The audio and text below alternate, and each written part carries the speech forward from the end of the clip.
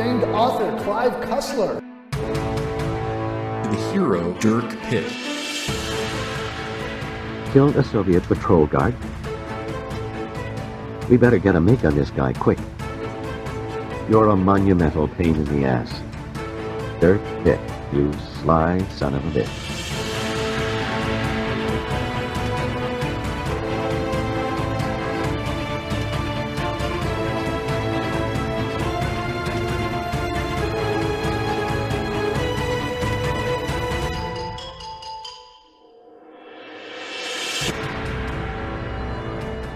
Raise the Titanic. Episode 2. Ouija board romance. That's very cute. But that's a permanent cat now. Now purr into the microphone. We can use this. As all cats do. She or he is great with direction. Lily, look. You smell the cat? Dog. Fight, fight, fight, fight, fight. Okay, go play. Go pet. Cough. I found this. It is a video game. King's Knight. Anime-style video game from 1989. Dang. What system? Nintendo. It's got the Nintendo seal of quality. Oh, just OG Nintendo. Yeah. Nice. Just pull up a floorboard in the attic, and I was like, oh, there's stuff here. There's a little alien figurine and this. I put the alien figurine back. I figured it's its burial place.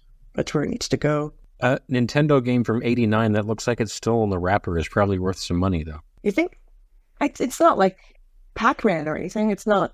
I know, but it's still rare. Oh, okay. Maybe. How many of those, have survived to this day and age? It's so very 1989. I mean, the pictures, I know you can't see it very well, but like the redhead, and it captures the year. One day I'll go into that. There's a room underneath my house I've never been in. King's Knight, Nintendo NES, sealed, currently going for $400 on eBay. Oh, okay. Well, that's a nice value. Alrighty. That's an early Squaresoft game. Wow. That'll make up for my other dog biting its tail and having to go to the vet. So if I sell it, the money's already spent on something not fun. Yeah. What dog bites its own tail so bad it goes to the vet twice? Not a smart learner, so I'm surprised that hasn't happened to my dog, although my dog chews her nails loud enough that we can hear it in different rooms. So did you make hot sauce with all the jalapenos? Because you had like a metric ton of them. Oh, a bunch of them became hot sauce. Do your neighbors complain? Oh, heck no. A bunch of them got turned into hot sauce that I poured into Frank's bottle, so I called it Frank's Green Hot. Cute. And the rest I just pickled. And the dog is back. I read a long time ago that Dostoevsky was paid by the word, and I don't know how to articulate the reverse of that, but I think Clive Cussler had that going. These chapters are brief. Yeah, there was one when I was listening to the audiobook and I thought I'd skipped ahead, but no, it was one conversation. It was like one phone call. And like, oh, that's the whole chapter. Okay, I wrote one sentence time. So I listened to 9 chapters and I still think we'll have a hard time hitting our episode limit on this one. Oh, Although made it to... there is a lot of plot to discuss. Sure. And it's fun. It's zipping right through. Yeah. But it's hilarious because how many thousands of pages have been written about the Titanic, and this guy's like, deadline's coming, better hand in this chapter. Something happened. Boom. It's off. Something happened, period. No ellipses, nothing. No, don't think about it any further. It's done. Hand it in. I'm not sure these books were published, one chapter at a time. That is how some of Stephen King's earlier stuff did get published. The Green Mile was published as 6 tiny novellas in 6 issues of a magazine, I believe. And he says he has no idea he had a vague idea what was going to happen with the next one, but he didn't write the whole thing and then revise it. He just wrote each chunk by itself. So he would be surprised with the next one that he wrote.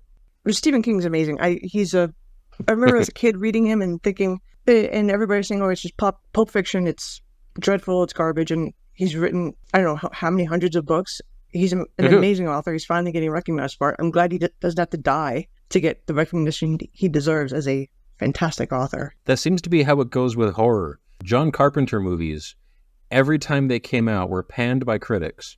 Like, this is just horrible, gross, disgusting schlock.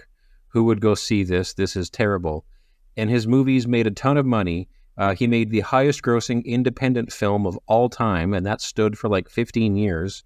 with the first Halloween movie, and now he's considered like the undisputed master of horror. One question: Halloween's amazing to me because he carved that pumpkin in the beginning, and it's a ratty ass un-Hollywood pumpkin. You look at that pumpkin, you're like, it's not a movie pumpkin. That pumpkin wasn't made to be a star. It's got like a flat spot. There's brown spots. It's not carved like as aesthetically. It's not a Hollywood pumpkin. No, it's a street pumpkin. You're like, oh, it made it better. Stephen King, like his schlock, it's pulp, it's horror. He's just writing about, here's a killer car, here's a killer little girl, here's a killer, another little girl, here's another killer little girl. Just a bunch in a row. And now, 10, 15 years later, turns out we were wrong. He's the undisputed master of horror. And our bad. He has his own font. Good for him. His name is bigger than the title for all of his books now. He shaped my childhood for sure. I listen to so many Stephen King podcasts. Every time they have a guest on, like they always ask, how did you get started reading Stephen King? And I think 95% of them have the exact same story, which was my mom had a bunch of his books, so she made me read them. It's never like my dad had a bunch of his books. It's never I saw them at the library. No, it was every single time my mom had Stephen King. I've always heard my mom saw me reading and she didn't care because I was reading. And she didn't know, Stephen King, that's a popular guy. Oh, thank God, read something. It's not going to be too bad in a book. Don't start with it. It was a good book until almost the end. That comes up in a lot of these talks, too. Yeah. But I guess we should get on with our podcast. We should. Oh, right. Hi, everyone, and welcome to Cussler Hustlers. This is Nancy. Hi. That over there is Topper, the other host of Cussler Hustlers. Hi, Topper. Hi, I'm over here. He is. We far over there. And today we're discussing Raise the Titanic by Clive Cussler. And last week we stopped at the end of chapter 6. Yes, we are about halfway through part 1, which is the Sicilian project. And tonight we're going to get through to the beginning. No, actually, I guess part 1 ends at chapter 9. And then we're going to get into part 2, the Coloradans. Something that makes no sense, but keep listening. This book is divided as a intermission, which is strange for him. It's the first time he does this. Still no Al, and still no Dirk. So this... Yeah. Dirk so far has a cameo in this book where he walks on screen, shoots a dog, shoots a Soviet, and then leaves. He mutters something, but he doesn't really have dialogue. He just looks... We're led to believe he's sad he shot the dog. Although later on, there are like basically 2 entire chapters where the characters are asking, where's Dirk? Who's Dirk? Who is this mysterious Dirk? We must find Dirk. So the Dirk fan club is going strong. Whenever Poochie's not on screen, all the other characters should be asking, where's Poochie? Nobody's passing the Bechdel test in this book. Yeah, I mean, so far I don't think we've had 2 women in the same scene. I don't think Clive Cussler has. There was. Oh no, that's going to be off. That's going to be off camera. That's going to be at a hotel in Miami with the nymphomaniac redheads. There was that brief moment where Seagram's wife Dana talked with the president's sex worker girlfriend. Oh, which is a sentence I can't believe I said, but this is Clive Cussler in the 70s. Also, I don't remember what they talked about. I think they just talked about how they talked about a man. I think they talked about how they were each wearing the same dress, which I don't think is better than talking about men. If they're just there to go, women be shopping. No, it's worse than that. It's catty. It's like, who looks better in it? That's why women don't like that. Because immediately you're seeing whose figure is better. The comparison is stark. Although the author seems to be leaning towards Dana, given that the president had to pay special attention to her cleavage. Oh, well, as a cleavage haver, I don't think people who stare at cleavage are that discerning. I think it's whatever's in front of them. He's the president. He can discern. At least he should be. But Monica Lewinsky wasn't beauty. She was there. She was in the room. That's all it takes. The way that Cussler writes men, I think I understand why nobody likes men anymore. Because I'm pretty sure he's writing like, we're all like this. You all were like this in the 70s. You just missed this time. Yes, I was not born. Yeah, you were born in a dearth of whiskey. You had a debt of alcoholism that you couldn't rise to. simply by being of this generation and not that one. I'm sorry. It's my fault again. There, in this part, in chapter 6 through 9, there is some scene where a guy walks into a building he's never been to people he's never met, a newspaper building. He's like, I could take a whiskey. I did write that Look at down. the ball on you, buddy. You just walked in here. Hi, how you doing? My name is... I'll have some free booze. They do have their little talk, and then the booze comes out. So there was at least some intros, but I did write down that there is a break to have a very short parlor scene and imbibe some Chivas Regal. Chivas Regal. I don't know how to pronounce it. It looks like it should be Chivas Regal. It sounds so fancy that way, like a fabric only royalty can have. Chivas Regal. I say this so often, but in my defense, I'm Canadian. That's not a defense, that's a brag. I'll take your word for that. For listeners who can't see the video feed, he's drinking maple syrup with a straw right now. There's a bear right behind him. I think it's his son. It is. He's getting very shaggy these days. Well, no, nobody's shaving now. All right. You sent me a picture of bears. Were all the bears in front of your house? No, those are the bears in my neighborhood right now. Our neighborhood Facebook group has been tracking them, and like most years, we'll get one bear who comes through on garbage days and just messes with a couple of garbage cans. This is 4 distinct bears. They're everywhere. They're sleeping in backyards. They're ripping sheds open to get at the garbage. They're eating the garbage, barfing, going to sleep, getting up, eating more garbage, barfing, going to sleep again. And the city is just like, keep your distance? That's what they're telling us about the swans. The swans. The swans are very aggressive. They're mean. And they're territorial now. So if you try to walk your dog at the park and you go off the path, they're going to come for your dog. You have a small, itty-bitty Yorkie or teacup Bichon Frise, it can get very hurt. It's getting swanned. Or abducted. Whereas my dog wants to be friends with the bears and will chase them down and bark at them. They look so cute. So dangerous to cuddle. Bears. The bears around here are very acclimated. So my dog starts barking at them and they're just like, fine, I'll leave. And just sort of waddles away. Like, when I was doing the census door to door, I was going in a very wooded area. So I couldn't see the front of a house because the driveway was curbed. So I was walking along the curved path and I get to the gate and there's just a giant bear there. He had knocked over the garbage and was eating KFC, but like a human. So I had like a drumstick, like holding a drumstick on the narrow side. And it was just like, I was just like, hi, bear. Because I know you're supposed to just make noise or sing a song. Bears don't quite move the way you think you do. And I realized looking at all of these pictures and looking at all the videos that were taken of the bears this week, is bears look like they were drawn by somebody trying to draw a bear from memory and who's not very good at it. And a lot of them do look like people in bear suits. I sent you that story because if you didn't hear of it, the comment I made is unhinged. Yep, no. That's been a running gag. That's been a meme online that sun bears look like a person wearing a bear suit. But this was the zoo specifically having to say, no, it's not a person in a bear suit. Because it stands up and just looks like it has a little butt wearing pants. Right, Pluto has up when he stands up his hind legs too. It's very strange. We've gotten off track. We barely started. All right, so let's start chapter this 6. We start for the third time. Chapter 7. Seagram and All right. Donner, which is Brooklyn for Donna. But in this case, it's like the party. Hey, Donna. Donner. Donner. These two lovely men do some light brutality to a doctor to get in to see their mineralogist friend. Yes.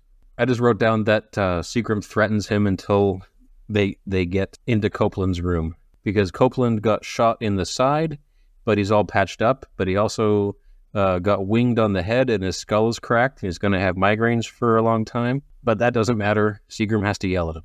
Seagram has to yell at him and get the get the story from him, which we all know, once you've been cracked on the head, whatever you're reporting is going to be very accurate. Yeah. Especially if you're in pain and you want the person talking to stop talking, you're just going to throw out the most viable information. Unfortunately, this first report is very short. Like, all my notes for this chapter are 4 lines long. And he gives this report basically entirely in dying gasps, as far as I can tell. So he talks about how very briefly talks about that he investigated the island and he found proof of Byzanium. And he's almost positive that if they mined really hard, they could get a teaspoon of it. And Seagram's crushed, Donner's crushed. They need pounds and pounds of this stuff. They need huge quantities. And they're like, what? Have the Russians mined it? Until he explains that there's only a teaspoon of it because it was all mined out. Someone's already gotten it. And they're terrified it's the Russians, because that means the Russians are doing the same project they are, even though we have no idea what this project is yet. Terrified of the Russians because it's 1987. And I don't know if you've ever seen the first episode of Saturday Night Live. They open with peace negotiations in the Middle East. Some things never change. Haven't they got peace yet? Pieces? So good times. That's it. Chapter 7, they're like, not the Russians. And the guy gasps out, Copland gasps out, the Coloradans.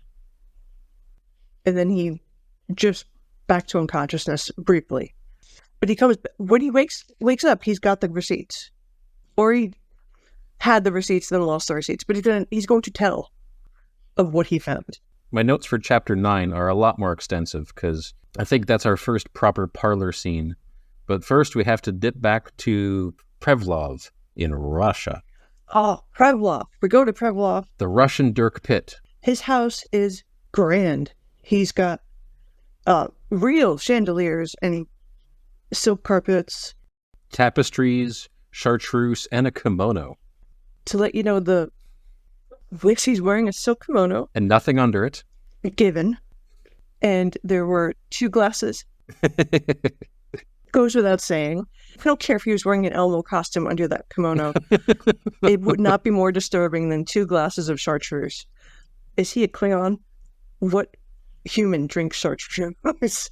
More specifically, what person uses chartreuse to get, like, the other person drunk? Although, thinking back, I think that's what my wife did to me when we were dating. And now you've been married for 55 years. Should I get a doll? Do you want to wear on the doll? It all went in the stomach. It's okay. Okay. And that's how I learned I hate Southern Comfort. Okay. I've never had it. It's terrible. I've had more tequila than any human should. So I've left it at that. Anyway, chapter 8, Prevlov, Japanese kimono, Turkish tapestries, French furniture, chartreuse. And he's talking with Margignon? Yes. Not sure how to pronounce that. Anyway, it's one of the clerks from the military. And he goes in to say he heard something about a Sicilian strategy or Sicilian defense. And it could mean something. He says that a message was forwarded from the KGB from one of their American agents, which was rock collecting, new American hobby, Sicilian project. And this clerk is hoping that Prevlov can, figure out what the hell this means. Yes, he wants him to drill down and be like, oh, yes, of course, the Sicilian project means XYZ. But this Mangan guy was trying to be helpful. He was like, I researched American culture. There's something to do with Italian organized crime. I hear they have a name for it. And Prevlov's like, it's mafia. They call it the mafia, you turn up. Basically, audio smacks him. And then this Mangan guy is like, oh, they also use Italian salad oil. And he's I did out. like that. But because Mr. Prevlov, or what, Director Prevlov, what is his official title? I mean, Sexy Dirk Pitt, because he's got a kimono. They've never given Dirk a kimono. Russian intelligence officer Captain Prevlov. Okay, I have to use his proper title. Because he is the Russian Dirk Pitt. He has gut knowledge, and he does a bit of banter about chess and tells Margignon to look up the Sicilian defense. Yes, he mentions it's a chess maneuver, and that the Americans are they advertise with the titles of their discrete plans. Their mission titles are a little on the nose. And that's it for chapter 8. It is real brief. The guy gets kicked out. Oh, he does break into the garage carefully and steals the windshield wipers. He steals the windshield wipers, but he also examines the American Ford sedan next to Prevlov's orange Italian sports car. And he memorizes all the Ford's information because obviously that's whoever Prevlov's sleeping with. And then he steals the windshield wipers and departs with a smug smile. So he's already planning to backstab his superior because this is Russia. Go get that bag. Get that windshield wiper money. It is explained in the book that was the it's like stealing a car radio. It was the common street currency. So it would be less suspicious for him to have broken into the garage and stolen the windshield wipers than to break in and not take anything. Yeah, so we already have like 9 named characters and they all have their own agendas. This is more complicated than the last 2 books combined. And Dirk hasn't shown up yet to speak. He had the cameo. He was spoken of. He was described. But that's it. He hasn't showed up. By the end of chapter 12, I'm pretty sure that he had a like one of the murder conspiracy boards with all the strings. Because there's a lot happening. But there is a lot that I recognize from the later Dirk Pitt books. Like, because right now we're establishing a mystery that has nothing to do with the ocean in any way. And it always ties back somehow. And you have to try and see, okay, so what the hell does this have to do with Numa? Which is fantastic. This is very creative. You gotta love a guy who's writing a book and the main character hasn't showed up yet. And the water heroics, the reason for these series to exist, the water play, not that water play, but the phrasing. But it's supposed to be water adventures, seafaring. None of that's happening yet. Nope. And that's fantastic. What a bait and switch. Mm-hmm. I think that's why this was raise the Titanic. This was such a big hit. Like, this is doing a lot of things at once, and I think it's doing most of them really well. Well, think you can dangling the carrot of the Titanic. Will string readers or viewers along, so you can stretch out that plot if it's a little bizarre or a little twisty-turny, because this is not a straight path of a plot. We have Americans, we have Russians, we have spies, we have some sort of secret military project. We have very short chapters. This is like a really punchy airport novel. Yes. I have to imagine there was just like 1 million people reading this on beaches that year. Or maybe this is when cocaine really took off and he's like, yeah, nobody has an attention span anymore. I got to make this fast. Oh, I was going to say he made enough money off of his first 2 books that he got into cocaine. I hope he did. I hope he had a blast. It worked for Stephen King. It really did. These are not good examples. Everyone, listeners, go do drugs. It'll make you a successful person. I have to put a bunch of quotes from Bill Hicks in here now. Because you know what? The musicians who made that great music that has enhanced your lives throughout the years, real fucking high on drugs, okay? So we're on to part 2. The Coloradans. It's 1 month later. So instead of July of 1987, we have now entered August 1987. My God, that's the month we're in. Although it's going to be September by the time anyone hears this. And Donner and Seagram are... Donna's going to park the car. Doing a light interrogation. I can never listen to this episode. Donner. Oh, I'll just kill myself hearing myself say that. I have my note that he sets up the voice recorder because they're doing a podcast. They were ahead of the curve. So this guy's still recovering in the hospital. I'm trying to read my handwriting. Coplin describes all of the old mining artifacts that he found on that godforsaken Russian iceberg or island. It's a small island with a mountain on it that they use as like a missile radar outpost. And he spent 2 weeks on the island, sort of camped out on the other side where nobody would see him, skiing around and I guess looking for any signs of Byzanium because they had some lead that there was Byzanium in the region. Eventually, they asked him how he was caught, because how could you catch a non-military person who's camping out for 2 weeks and cross-country skiing everywhere they go? Who could track that person down? I know. But they needed a dog to sniff him out. But yeah. Once you read he's there for 2 weeks cross-country skiing, you're like, what? why bring a dog in? He just wrote that dog in to shoot the dog. So the Russian soldier comes by with his dog, and that's when the guy's problems begin. And then he is saved by Dirk coming through the fog and dragging him over 50 miles. Yep. Which seems impossible. Well, he's Dirk Pitt. Yes. You bounced over a bunch of stuff that's going to be on the conspiracy board about the mine that he found, where the mine shaft was like very carefully covered over with rubble, so it looked just like a regular hillside. Inside, all the equipment is still there. The lamps still have fuel. All the mules were taken into a side chamber and very carefully shot. And they find the frozen red-haired body of one of the miners. Jake Hobart died in a storm February 12th, and a copy of the news from December 17th, 1911. So there's all this information set up to prove that it wasn't the Russians who mined it out. It was apparently miners from Colorado in Russia in the early 1900s. It's an elite mining team. And Copeland thinks that they dug half a ton of byzanium out of the mountain, and it's got to be somewhere. So now the hunt is on. Every time I read Byzanium, I do it in Jerry Lewis's voice. My inner monologue turns into Byzanium. Oh, and Copeland says that they have to thank the man who shot the Soviet patrol dog and got me off the island.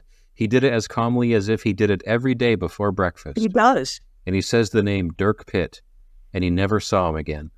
This is what we know about Dirk. He wakes up, kisses the redhead next to him, doesn't know her name, goes out, has a swim, comes back in to shore, shoots a dog, begins his day. He's had at least 5 bottles of beer by this point. Boilerplate every morning. Oh yeah, they're still keeping up the drinking.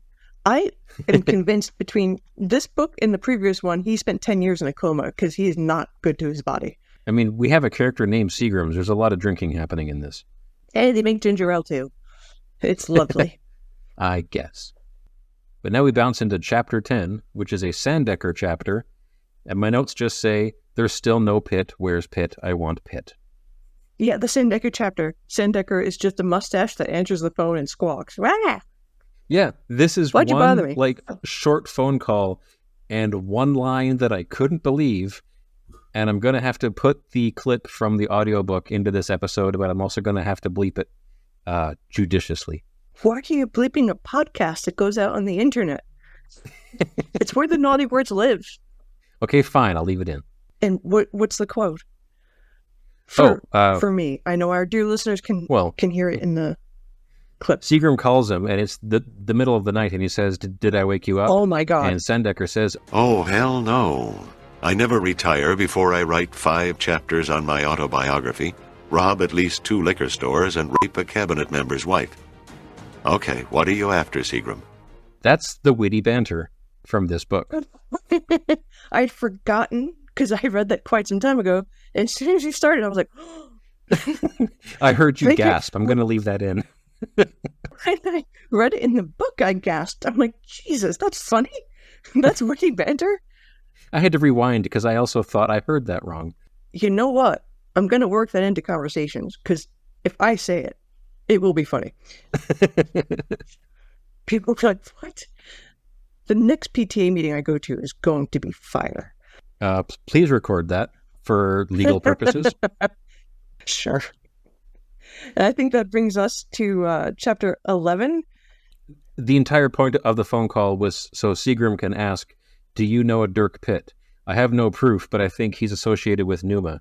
And all I can think of is, isn't he also the most famous son of the most famous senator? Oh, sure. And the special projects director for an entire government agency? It's been 10 years. Maybe that senator died. Seagram explains that this Pitt killed a Soviet, carried Copeland over miles of snow, and then returned him to a Numa boat ready for surgery. And Sandecker's just like, Dirk Pitt, you son of a bitch. Yeah, you sly bastard. Sandecker cannot be impressed. He can be moderately bemused, but...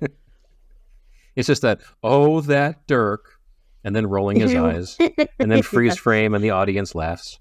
Oh, Sandecker is... Did you ever see Mrs. G? It was a bunch of girls who went to Facts of Life in the 80s. It was a show called Facts of Life. I know I watched it when I was a kid. it went, they had like a den mother who just took care of everything. And if they did something wacky or, they spilled paint on the dog, oh, girls. So Sandecker is Mrs. G. He's the den mother. I like it. Donner travels to Colorado to find the old mining company. He goes to a library. A helpful librarian tells him the records are not kept in paper on the main floor anymore. She's got to go get the microfiche. Yes. And I've used microfiche. It's fun. For people who don't know what that is, it's if you see the movie Silence of the Lambs, Agent Starling uses it to look at old articles, old newspaper articles. Newspapers were I used printed. to love that stuff. Love that stuff when I was a kid. That's what all of the libraries had for the book lookups, and had magazines and articles and newspapers in there. And I just thought it was neat that these little tiny cards had 8 square miles of print on them. Oh, it was fantastic. It was so much fun. The nearest thing we had to a computer in '85. The last time I got to use it was 2003. Brooklyn College Library. They still had it for old documents. It's still a very valuable way of archiving because it's safe, and you can look at the microfiche with other magnifying equipment. You don't have to find the CD-ROM or the digital device to play it back. Yeah, because they're looking for the newspaper that was in the mine because one page was missing from the newspaper. So they have to think that there's something important on this one page that was missing. And I'm not sure why they would think that, but this is the evidence path that the book is giving us. Yes. And they go over some of the things that they see on the page, like strychnine baby colic supplements and elastic rubber bands to help with gout. So they naturally assume that the missing piece on the paper is very important. Yeah, because there was also an article about a mine disaster, which we'll get to later. And, I wanted to ruin that right now. Oh, okay. No, but the Donner is trying to find out who bought what. So he does a small white lie when he finds out that one of the mining companies that was listed in the artifacts is still around. Yes. And he tries to bullshit the guy and say, some broad still is claiming back pension. Some woman is. Oh no, I think getting a pension. You're bouncing around chapter 14 and chapter 11. For chapter 11, he goes to the foundry, which used to be Thor Ironworks, which is where a bunch of the mining equipment was from, and asks to see their records from 1911. And this is where they shoot the shit and drink some whiskey. So this is where he finds a record. Well, and I quote, attractive, large-breasted receptionist goes down to the records room, which brings the sexy secretary count up to 3. Yes, Told you I was keeping track. She was definitely smuggling watermelons underneath her sweater.